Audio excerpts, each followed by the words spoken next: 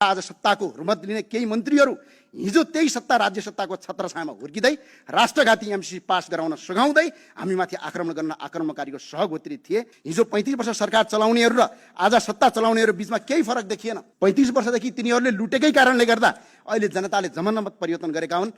फेरि लुट भनेर जनताले जनमत दिएका होइनन्। फरक यति मात्र छ कि चुनाव चिन्ह फरक छ, अनुहार फरक छ, तर व्यवहार उही छ, प्रवृत्ति उही छ, सत्ता जोगाउने शैली उही छ। पटक पटक इतिहास पल्टाएर हेर्नुस्।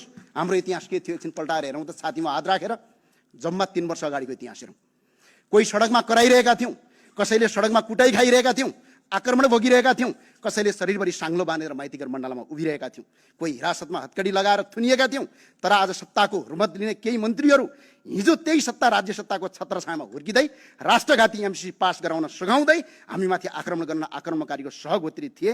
र सम्माननीय सभामुखले हिजो संसदमा झन्डै त्यतिखेर सरकारको पनि 2/3 थियो, बहुमत थियो।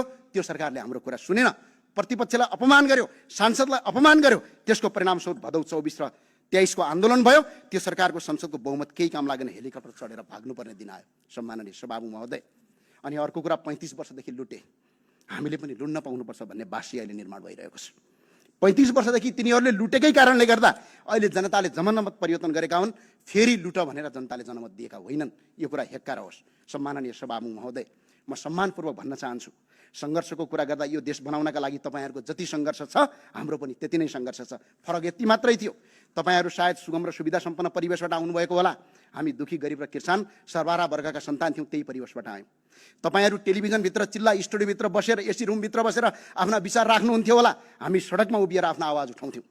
तपाईँहरू सामाजिक सञ्जालमा स्टाटसबाट देश बदल्ने सपना देख्नुहुन्थ्यो होला, हामी लाठी भाला र साङ्गीतिक आक्रमण भोग्दै गिरफ्तारी र दमन सहदै परिवर्तनको आवाज उठाउँथ्यौँ। तर हाम्रो आवाज एउटै थियो, सुशासन सुशासन, भ्रष्टाचार मुक्त नेपाल।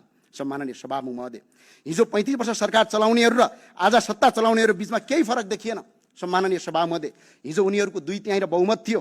33 किलो सुन काण्डको निष्पत्ति छानबिन गरौँ भनेर भन्दा उनीहरू तयार भएनन्। आज करछली र इबी गाडीको भन्सार दर रेटको चुहारको मुद्दामा निष्पत्ति छानबिन गरौँ भन्दा तपाईँहरू तयार हुनुहुन्न। हिजो उनीहरूको सरकार थियो, अदालतमा दर्ता भएका मुद्दा आफै फिर्ता लिन्थे। आज तपाईँहरूको सरकार छ, तपाईँहरू अदालतको मुद्दा आफै फिर्ता लिनुहुन्छ। हिजो उनीहरूको विपक्षमा बोल्दा झुटा मुद्दा लगाइन्थ्यो र अदालत देखाएर तर्साइन्थ्यो। आज तपाईँहरूको विपक्षमा बोल्दा अनुसन्धान निकाय र विभिन्न राज्य संयन्त्रको नाम लिएर दबाब सिर्जना गरिन्छ। हिजो उनीहरूको मन्त्री खुलमखुला धम्की दिन्थे, आज तपाईँहरूका मन्त्री संसदको रोस्टरमा बसेर धम्कीपूर्ण भाषण प्रयोग गरिरहेका छन्।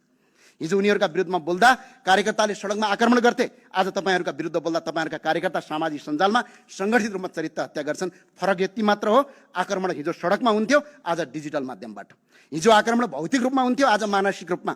हिजो पनि राज्य शक्तिको प्रयोग गरेर असहमतिको आवाज उठाउनेलाई दबाउने प्रयास गरिन्थ्यो, आज पनि गरिँदैछ।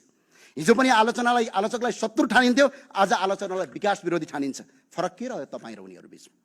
फरक यति मात्र छ कि चुनाव चिन्ह फरक छ, अनुहार फरक छ, तर व्यवहार उही छ, प्रवृत्ति उही छ, सत्ता जोगाउने शैली उही छ।